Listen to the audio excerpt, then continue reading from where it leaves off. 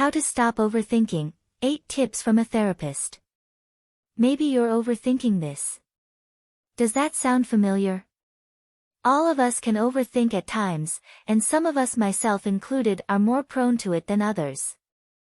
Overthinking can take many forms. Endlessly deliberating when making a decision and then questioning the decision, attempting to read minds, trying to predict the future, reading into the smallest of details, the list goes on. But all types of overthinking have one thing in common. There's very little benefit from the time and effort spent thinking. In fact, there are major downsides to spending too much time with our thoughts, as you may know from personal experience. Some common costs of overthinking. Missing out on opportunities. It's smart to do your research, but if you think for too long about a decision, you're likely to see opportunities pass you by. For example, a friend of mine delayed buying a house for years as he did endless research, analyzing neighborhoods and market trends and looking for the perfect investment. He finally bought at the peak of the housing bubble. If he'd bought sooner, he would have paid much less and would have a lot of equity in his home. Are there opportunities waiting for you that you don't want to miss by overthinking your decision? Perhaps it's a good time to make your move. Feeling like you're spinning your wheels. You probably recognize that you've been down the same mental road many times, and yet you continue, like you're stuck in a loop. It's frustrating and draining. Overthinking can be a hard habit to break because it feels like doing something. But on some level, you know it's just wasting your time and effort. Friction with those around you. Just as overthinking can exhaust you, it can exhaust those around you. Your confidants might get tired of hearing you cover the same ground again and again, and your loved ones might get annoyed when you won't make a decision. Your relationships can suffer as a result. Anxiety. Overthinking is the mental equivalent of pacing the floor, driven by the belief that you should be able to solve a problem by exerting enough mental energy. Not being able to makes you feel anxious and agitated and fills you with self-doubt. Antidotes to overthinking. Look for opportunities to make mistakes. If you're prone to overthinking because you don't want to make the wrong decision, open to the possibility that you very well might. You're human, and you operate with imperfect knowledge and I'm fairly certain a lack of clairvoyance. Maybe that thing you buy from Amazon will break. Perhaps the email you send will accidentally offend the recipient. Reframe mistakes as opportunities to learn, rather than as something terrible to be avoided at all costs. Connect with your body.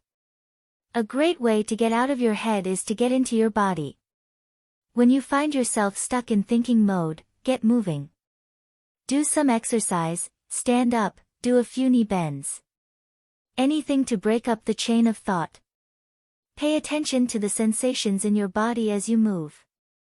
You can also follow a guided meditation that directs your attention to your body, like this one. Identify when you're overthinking. Sometimes it can be useful just to say it. That's overthinking. Train your mind to release unnecessary thinking by calling it what it is.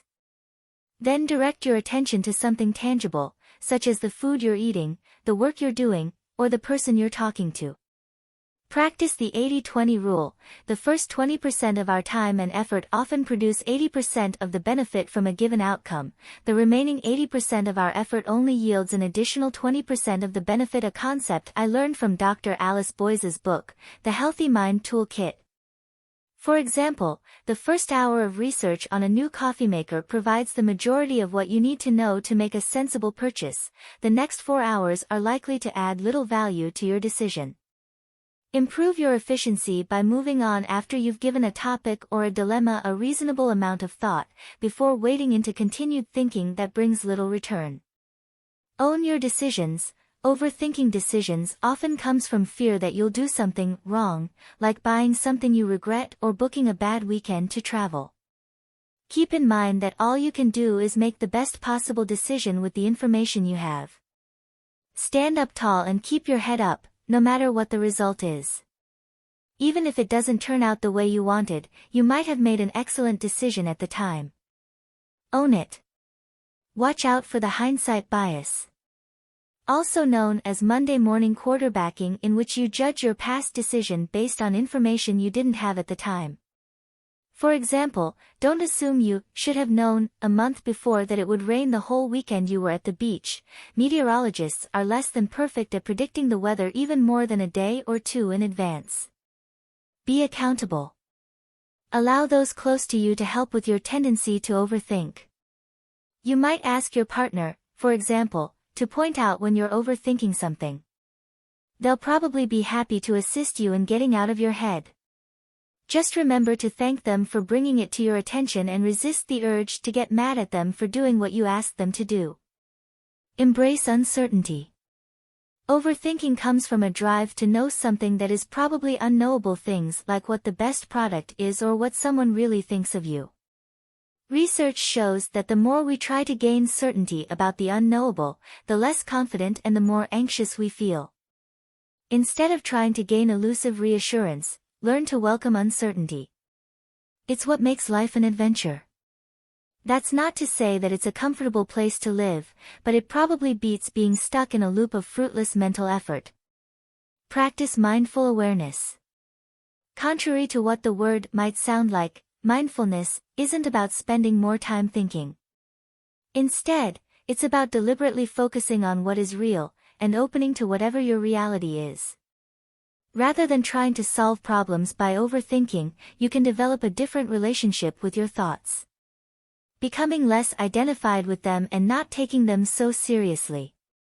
A mindful response to overthinking might include recognizing it as such, opening to the relevant uncertainty, and then directing your attention toward what you can experience with your five senses. It's coming home to your present.